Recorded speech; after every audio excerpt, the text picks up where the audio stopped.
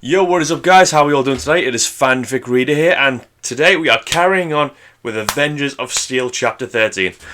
Now, sorry this has taken longer than usual. I have had a very bad cold last week and a half, and my throat has been absolutely dead. Literally, has barely been able to talk, which I should probably not have to tell you that when it comes to a channel like this, my voice is very important for obvious reasons, otherwise my impressions would be even more worse than they already are. And now, also, we are at the 400 subscriber mark. 400 subscribers for literally Inaudible for fanfictions. How fucking amazing is that? But anyway, yeah, enough talking, let's get right into this. We have Avengers of Steel, Chapter 13, Gods Among Men. Let's get into it. Clark felt the energy he had taken from the sunlight explode inside his body as he flew as fast as he could towards Natasha's pod, approaching Earth with alarming speed. He felt the heat when he collided with the atmosphere, the red glow surrounding his body, but he didn't even blink, his eyes focused on the spinning pod. The damaged pod, also growing hot, began to lose parts, the friction with the atmosphere proving to be too much for the broken hull. A trail of fire and smoke was made in the sky, Clark following it with everything he had. He reached with his left arm and held the pod, his fingers barely able to grasp the big sphere-shaped hull, but the pressure of his Kryptonian strength was more than enough to stabilize it and make it stop spinning at the very least. Reaching with his other hand, he pulled himself against it, knees touching the hull. At that very moment, they breached the blanket of white clouds, the city becoming visible. He needed to hurry. Looking down, he could see Natasha watching him, her eyes alert, but with remarkable calmness given the situation. He tilted his head to the side, asking her to do the same, and brought his fist against the pod, ripping out the door. And, just as the door went flying, he raised his arms and held Natasha. The pod collided against the ground, exploding, its flames going up as fast as he could. He turned around, shielding her from the fire with his back as the explosion reached them. Clark sighed, relieved. When the flames died out, Natasha safe with him as they floated down slowly. "I don't know how you enjoy flying," Natasha said, her voice muffled against his chest. "There's nothing wrong with flying. Falling, however, that's scary," Clark answered as they touched the ground. The pod made a big crater in the ground, its broken pieces lying around, the alien fuel burning with blue flame. "Are you alright?" he asked, checking her bones with his X-ray vision for injuries. "I'm fine," she answered, looking weirdly at him for a second. "This focused look you're giving me, does it have anything to do with how you could see through walls?" "Well, I mean, you saved my life, so I guess you deserve a little peek. I'm flattered, by the way." Clark raised his eyes to face her quickly, a little flushed. "I was looking at your bones," he clarified unnecessarily. He knew that by now, but unable to stop himself. Natasha smirked. "Sure." But suddenly she lost her smile. "Clark, listen to me. They looked inside my mind," she said, all business now. I couldn't stop them." Okay, Lois. They did the same thing to me. Clark interrupted, trying to reassure her. "They were looking for my memories about you." Clark was frozen in place when he finally understood what she meant. And with a last look to her, he took off into the sky, the air exploding around him. Martha Kent heard a huge noise just outside her house. The dog, barking madly in front of the door to whoever was making it. Putting the dog behind her, she opened the door, her breath hitching when she saw two ships landing. With slow steps, she went down the stairs of the porch as the ship opened and the ramp slid down, 4 Kryptonians walking out, fully armoured. Uncertain, Martha walked to them, a very bad feeling in her chest. The one who looked to be the boss stepped in front of her, just beside the red car. That was probably that General Zod from the TV, she thought. "The craft he arrived in, where is it?" he demanded without even bothering to introduce himself. Whatever they wanted with her son's ship, she could already tell Clark wouldn't approve of. Martha looked unblinking at his face, her fear being suppressed by her motherly instincts. "Go to hell," she answered, forgetting her rules against swearing in the moment. Zod just looked to the side and nodded. A woman, also clad in a horrible black armour, approached, and without a word, she closed her hand around her neck and lifted her up from the ground. Her breath was suddenly cut off, and the woman's fingers hurt her neck. Her feet were dangling in the air. Without being able to think properly, her eyes looked to the side, to her barn. That was all they needed. There. Zod stated, pointing at the barn. The woman tossed her to the ground without a second look, her body smashing painfully against the grass, and jumped to the sky in a way she had only seen Clark do before. She descended right on top of the barn, breaking through the roof when she landed. Not even 10 seconds later she jumped back, passing through the hole in the roof and landing at their side. The Codex is not here, she said. General Zod practically growled in fury, grabbing the red pickup truck at his side with one hand and throwing it into the air. The car fell right on top of their house, destroying the roof and falling inside. All she could do was yelp in fear. Where has he hidden it? The Kryptonian asked, walking past her. I don't know, She answered, not even a single clue of what he was talking about. Where is the Codex? He screamed. A loud supersonic sound made itself heard in the distance. Martha felt relief flood her and looked to Zod with a defying smile. You shouldn't have hit me. And just as she said that, Clark appeared from nothing, just a blur in the sky, and collided against Zod, both disappearing from sight. Clark was burning with rage. His vision almost went red with the wrath when he saw his mother on the ground. He flew directly against Zod, colliding against him with all his strength, screaming in anger. Zod was lifted from the ground with him, both of them flying through the cornfield, and then against two silos full of grain that exploded as they passed from side to side. He held Zod and forced him down, crashing his back against the ground and grabbing his neck with one hand, still flying as fast as he could even when Zod was being dragged against the earth. And then he began to punch him, all his power, all his fury, making every blow through Zod's armoured head against the ground. The sound of his fist against his helmet echoing. You betrayed my mother! Clark was so angry he didn't even notice Smallville approaching fast, and when he saw the buildings in front of him, all he could do was change their trajectory to a place without people, a gas station. They crashed through the convenience store, breaking the walls and windows, and finally hitting the gas pump. The explosion covered the whole place with fire, throwing a car up, destroying everything around. The ceiling on top of the pumps fell down as a tower of black smoke rose. Clark was thrown on the ground, sliding for several meters.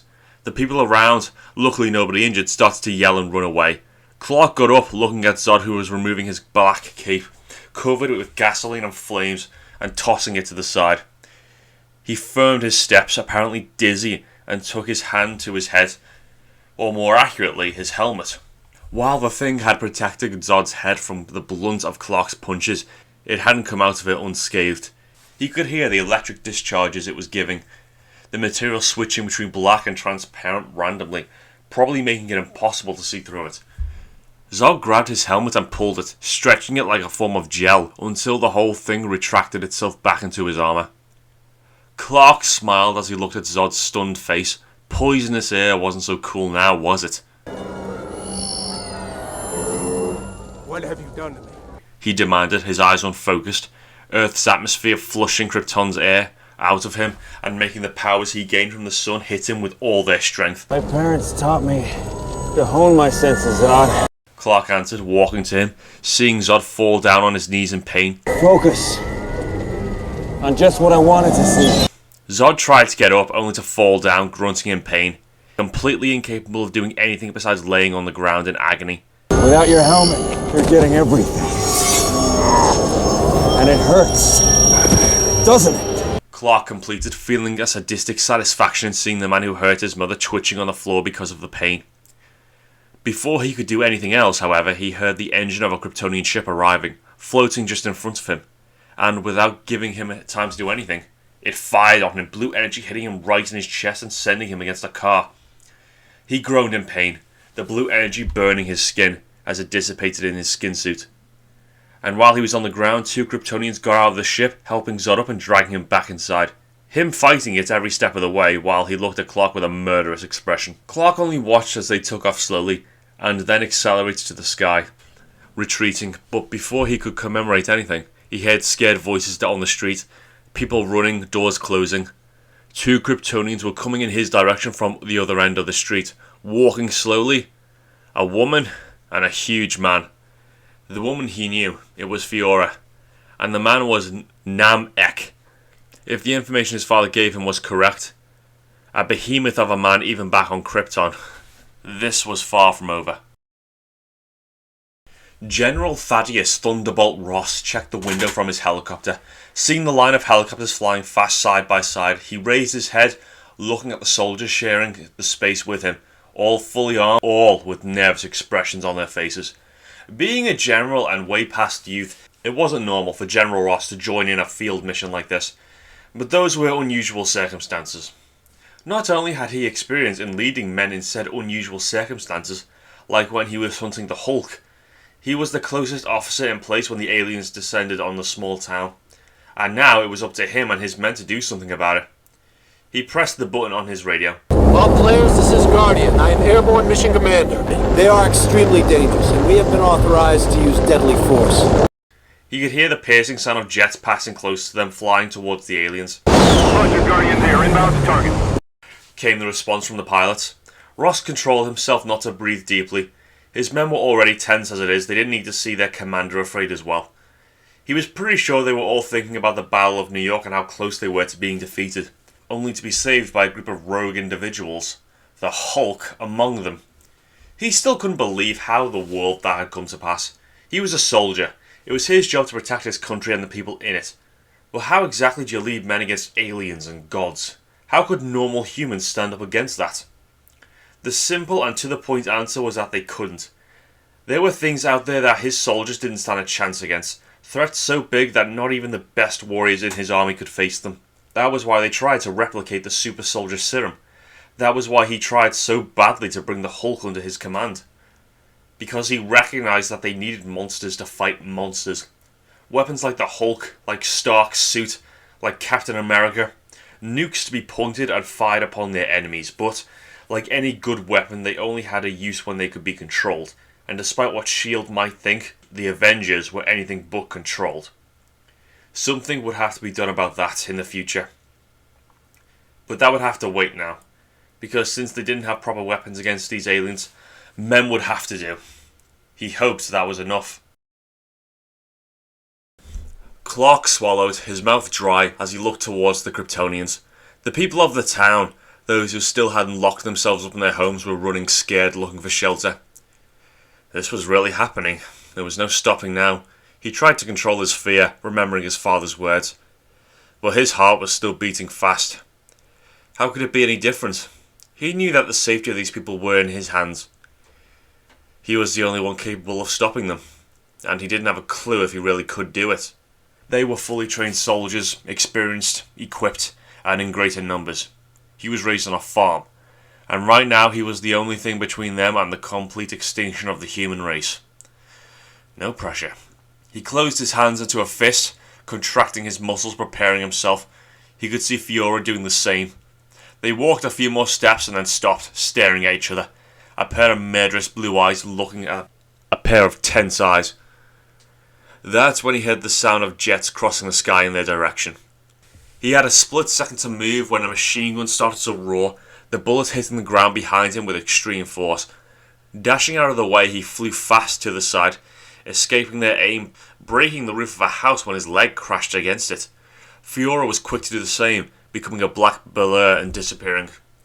Namek wasn't so lucky. The bullet hit him straight in the chest, the rain of metal strong enough to throw him back into a light post, breaking it. Thunder 1-1, good hit. Request immediate reattack. You could hear someone say on the radio as the jets turned around to fire again. Roger, Guardian. We'll make a second gun run on a heading of 212 degrees. Bad idea. Before he could even think of stopping him, Namek got up, stretched himself for a moment, and began to run in the direction of the jet, his leg breaking the street when he jumped 1, 2, 3 times. At the third, he was in the air, almost as if flying against the jet. He heard a desperate order on the radio. Too late. Namek hit the jet straight on, breaking the cabin, with his hands on taking his hands around the pilot's head. Clark saw only a splash of red and then the jet dove down, hitting the street and exploding, the burning fuselage taking everything in its path. Fiora just stood there, seeing the burning plane coming in their direction, and then walked to it. Clark could already see what was happening.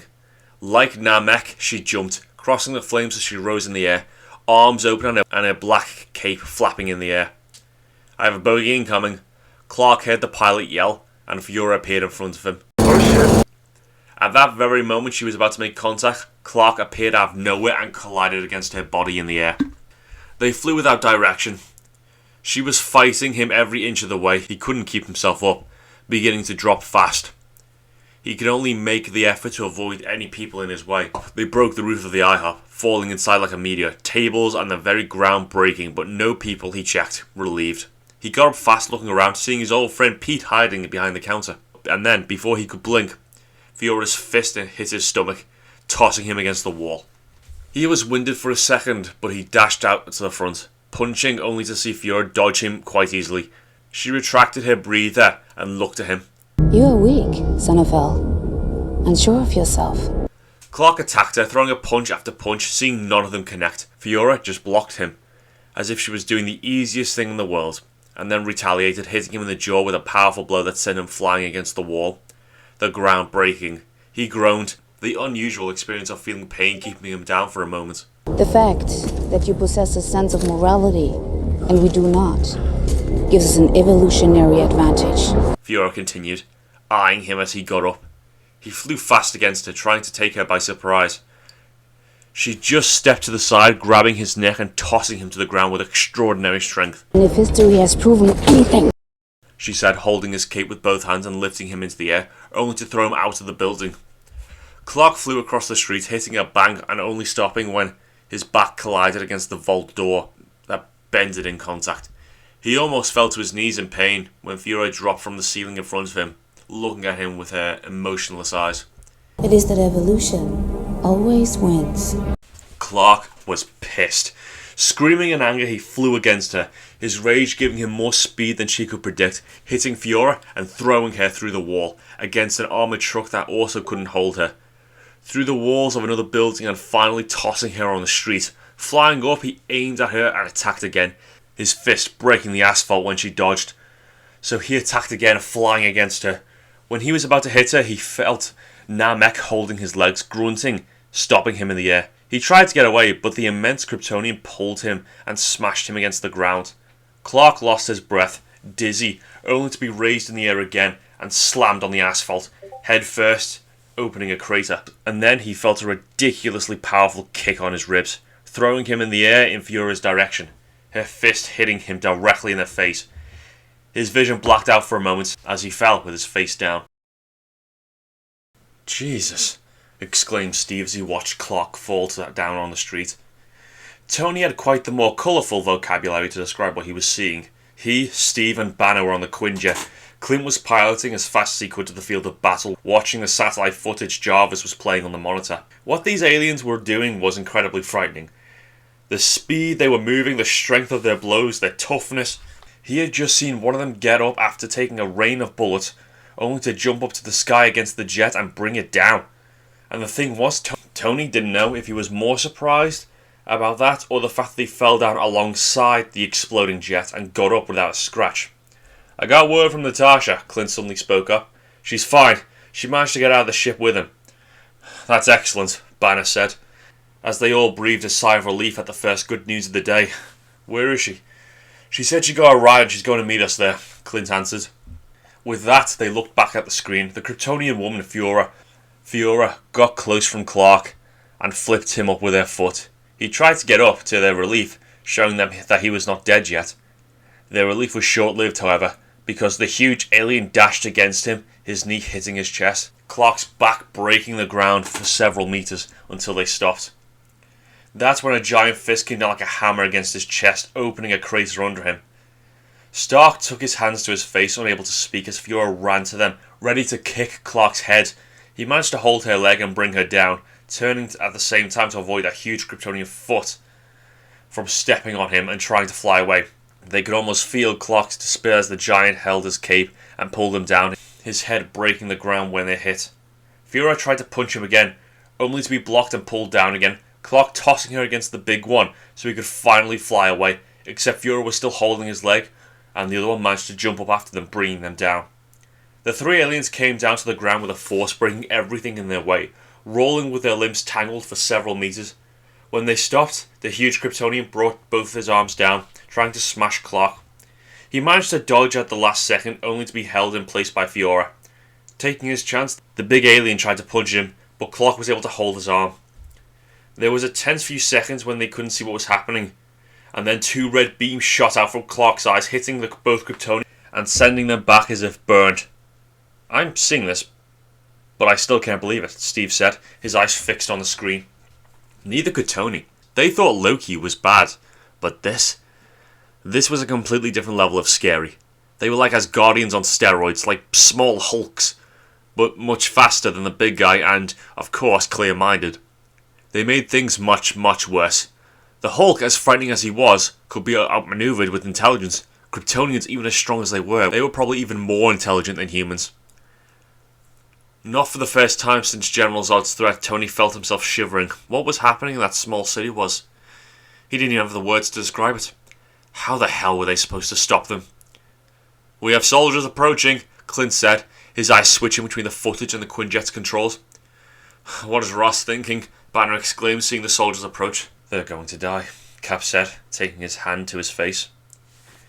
It was a fair assumption, Tony thought, gritting his teeth. All Rangers, I need you to engage the... Ross said, looking down from his helicopter to see the aliens on the street. Guardian, this is Banner 01. What about the guy in blue? I said engage all targets. The general screamed back. His pulse was fast as the helicopters approached. The Rangers down there creating a perimeter around the targets. As if one, everybody began to shoot, the machine guns of the helicopters raining bullets down on the aliens. Ross was reminded of the Hulk when he saw the bullets hitting the target and being deflected. As if their skin was made of steel, they continued to attack, the force of the shots pinning them down. That was until the huge armoured alien stepped to the side and picked up a parked van and tossed out his own helicopter. His jaw dropped when he saw the white van in the air passing by his windows and hitting the helicopter's tail rotor. It began to spin without control, coming down, except for the soldier standing at the door. He was tossed out. There was absolutely nothing he could do as the man fell to his death, yelling. Ross felt the rage burning inside him when one more of his men were killed by a monstrosity. He didn't die, however. Holding as best he could while the helicopter span out of control, Ross watched as the alien in blue with an S on his chest dashed forward, managing to catch his soldier before he hit the ground. Ross was speechless as he watched the alien pull his man up safe and sound, and then toss him to the side as the giant one approached out of nothing and punched his face, throwing him to the other side of the street. That was the last thing he saw as his helicopter began to fall to the ground. Rotating, going in hard! Break for impact! Break for impact, we're going in hard!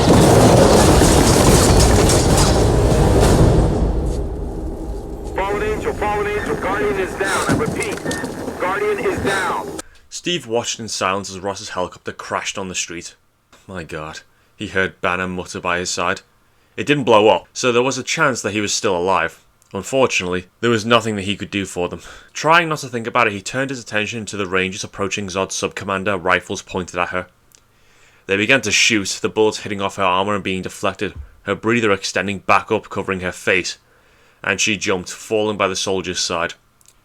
She just stood there for a moment, letting the gunfire hit her without any damage. Then she punched the closest man, her fist breaking his neck instantly. She dashed to the front, becoming a blare in the air, hitting and killing any soldier and grabbing the third by his throat. Carrying the man, she dashed again, her hand closing around the neck of a fourth soldier, only to hit them with extreme force against two others, no doubt killing them. They could only watch, astounded, as Fiora began to attack the Rangers, basically disappearing in the air because of her speed, each punch killing a soldier, tossing them far away with broken bodies. She picked up a part of the fuselage from the fallen jet and threw it against a group of men, the heavy part flying in the air as it weighed nothing, crushing the soldiers against a wall. It was like watching a god stepping on ants. Those men never stood a chance. "Okay, that's enough," Stark said suddenly, his helmet closing. He punched a button opening the door of the Quinjet. "What are you doing?" Steve yelled. "This is taking too long to arrive. Those people are being slaughtered," Tony answered. "I can get there faster."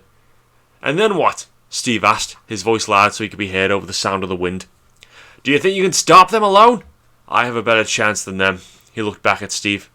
"Don't worry." I have a plan. Attack.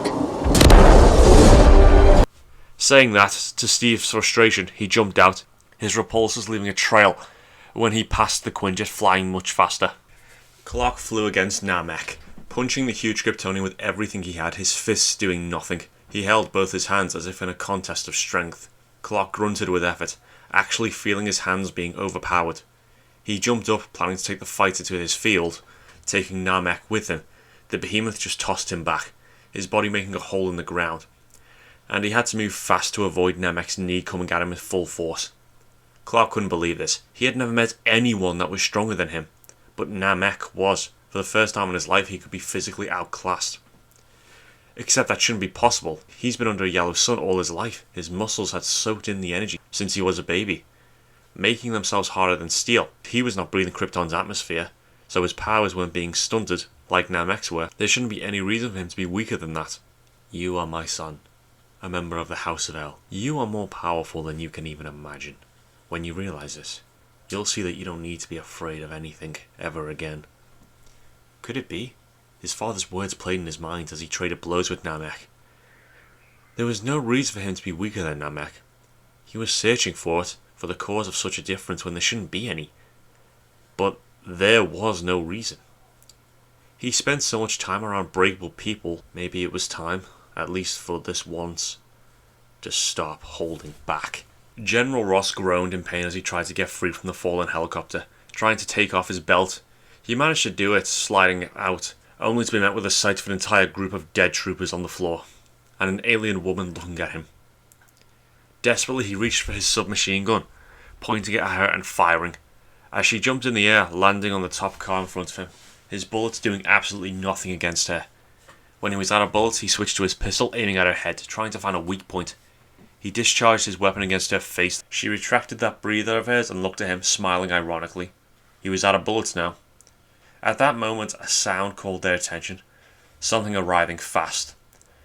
She looked to the side and jumped back, just in time to avoid a red fist from Stark's suit coming down from the sky, breaking the ground.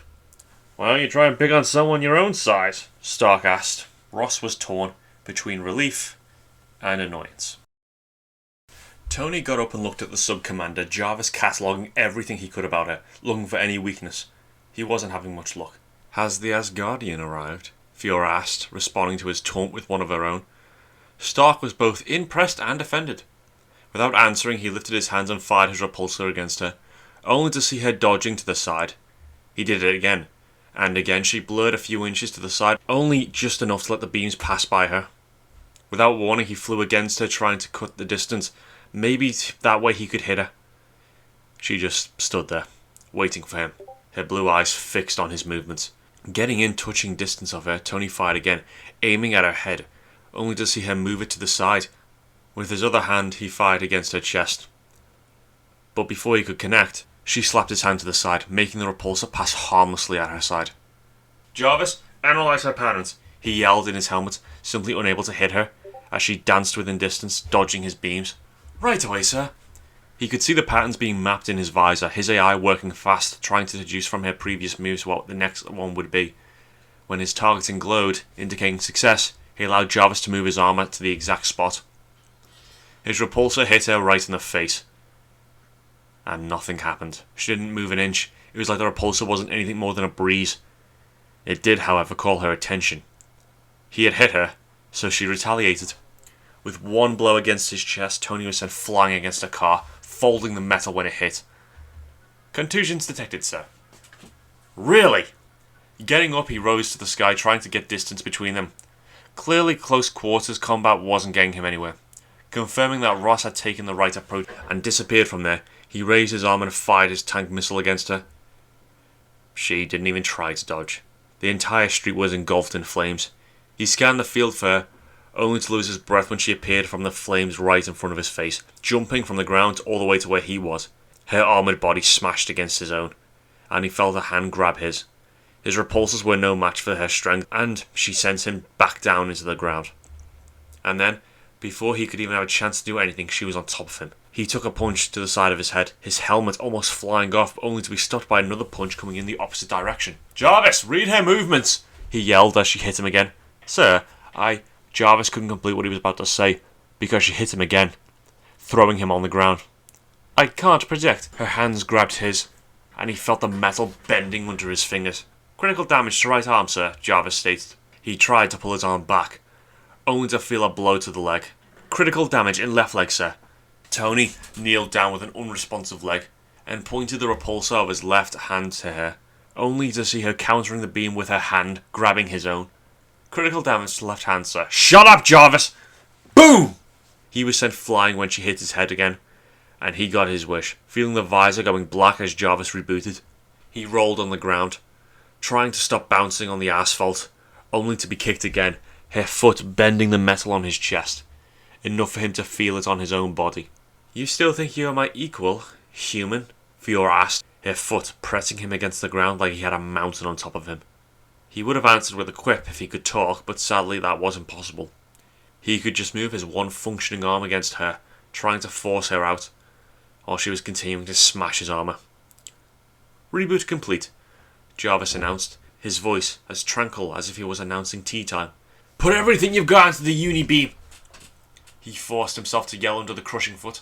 "Right away, sir." His chest began to glow under Fiora's foot, and she raised an eyebrow, right before the biggest uni-beam blast Tony had ever seen exploded from his chest, directly under her foot.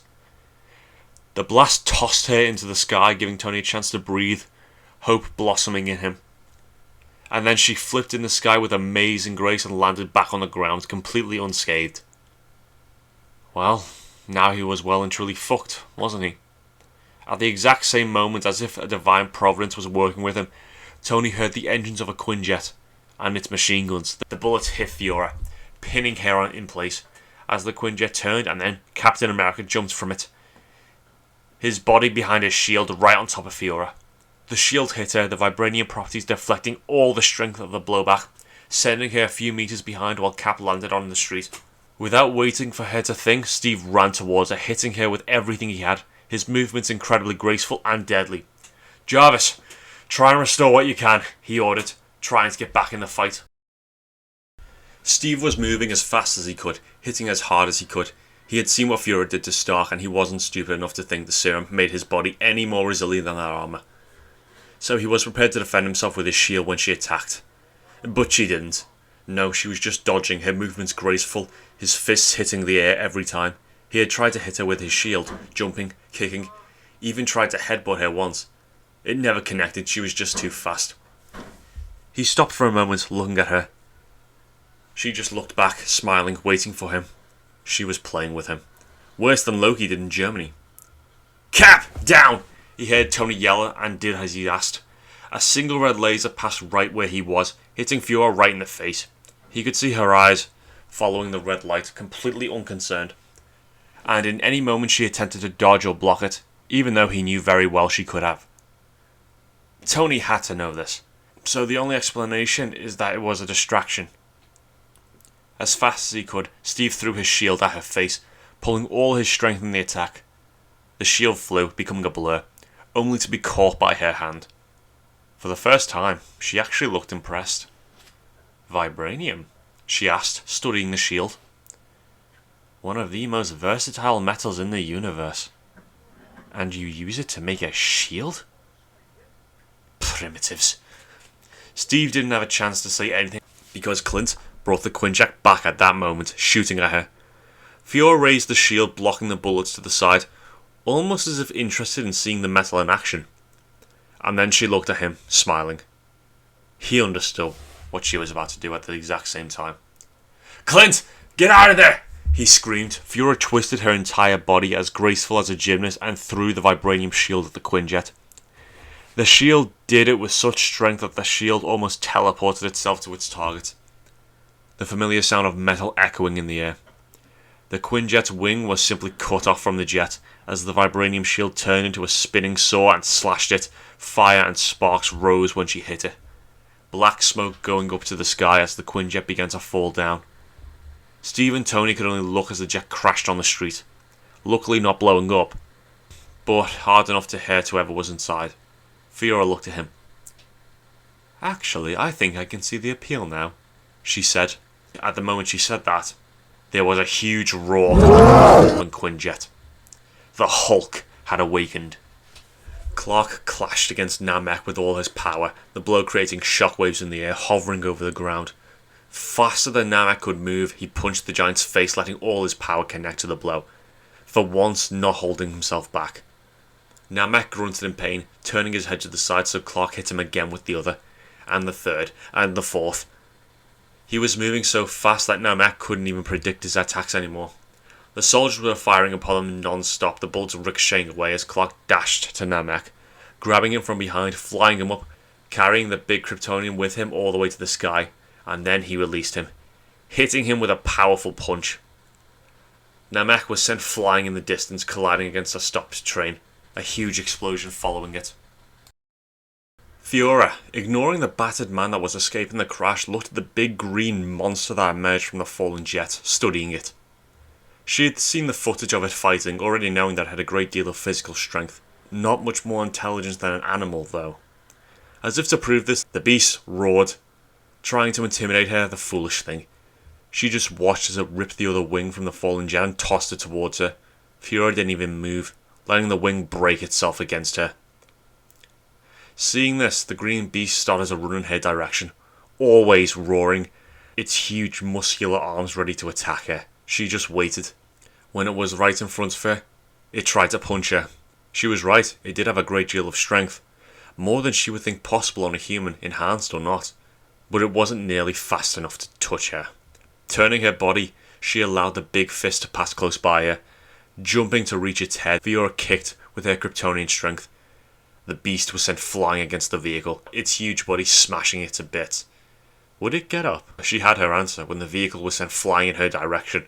She almost sighed. Lifting her arms, she held the vehicle in the air and tossed it back, hitting the monster in the face. It roared in pain, but it didn't stop running towards her.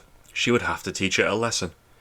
Dodging its blows again, Fiora unleashed a flurry of attacks against its head, hitting as strongly as she could, tossing the green beast from one side to another. The animal simply didn't have a chance to react, too dumb and too slow to try anything else.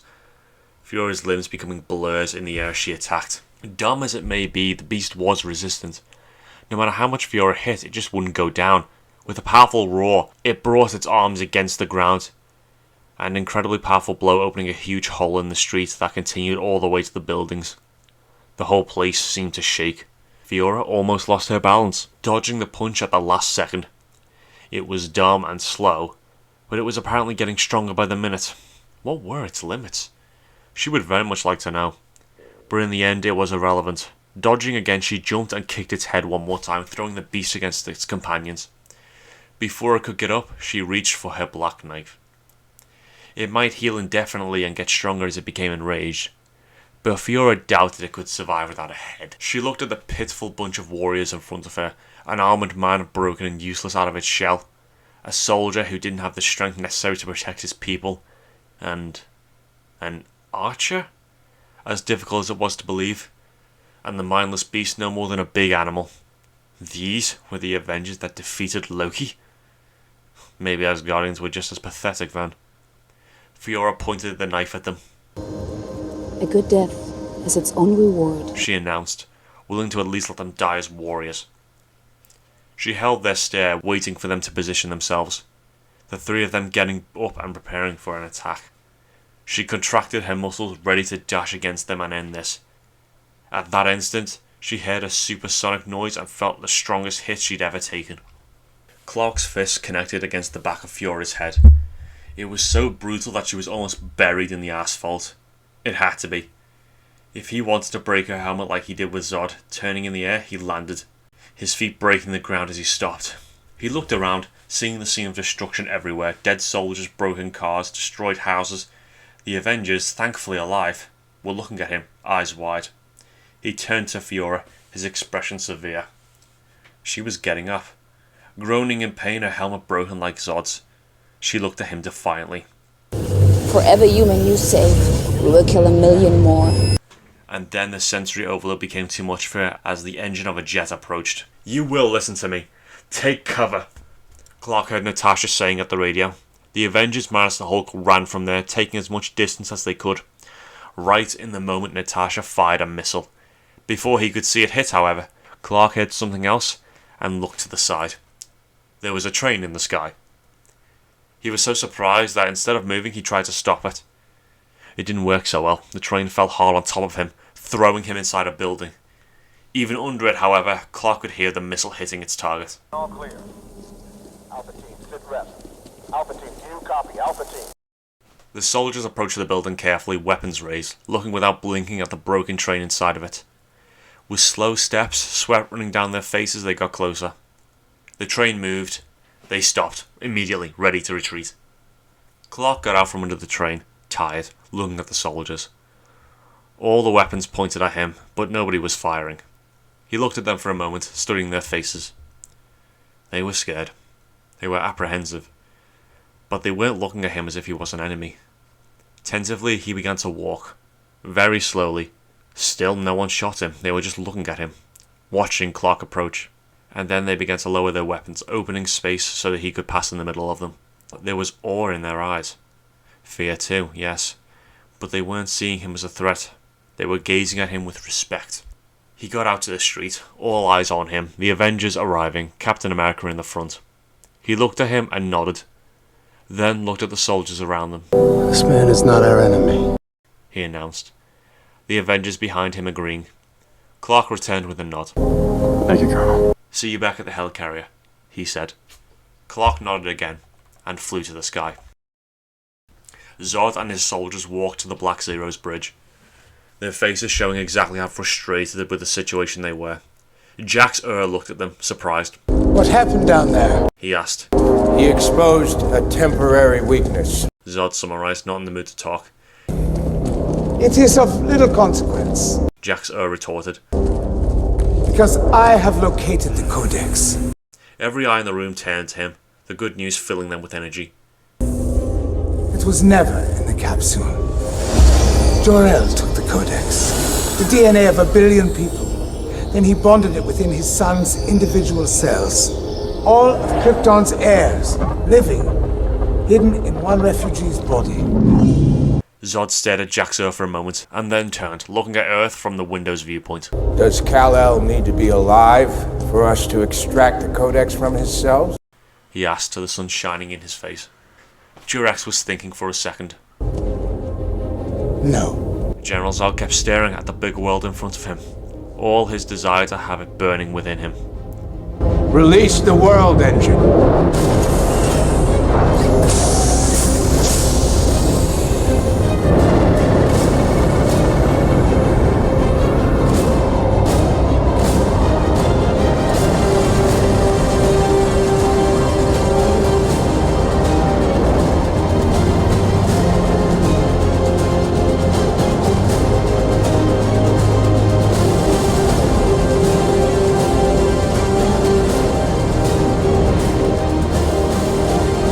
Okay guys, and we're going to end it there for this chapter, and fucking hell, that took a long time to edit.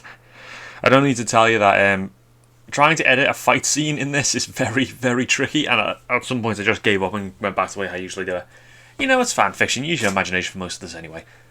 So yeah, thankfully my throat's feeling much better now, and I can carry on doing this however I like. Well, how often as I like, because I can talk now, which is very useful in this kind of thing. So yeah, the Avengers fought the Kryptonians, and they, as predictably, as you would think, got their asses handed to them. But don't worry, they improve later. It's a great story.